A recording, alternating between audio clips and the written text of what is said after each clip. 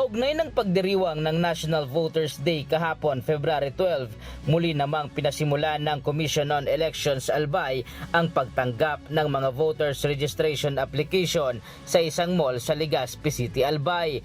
Target ng COMELEC Albay na mairehistro ang nasa 30,000 na mga botante sa probinsya. Simula kahapon, maaari nang mag-file sa pagpaparehistro o mag-request ng transfer, reactivation, change of name o correction at reinstatement ang ating mga kababayan.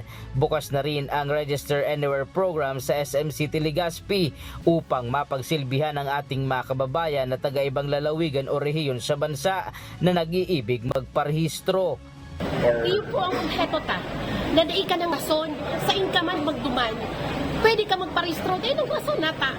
Ako ngaya, dahil ako nakakarehistro, taga Manila ngayon ako, dili ako nagtatrabaho sa Bicol nata. Pwede kami mag-ako kan sa indong registration, nawa sa inka man ng strategy sa Pilipinas.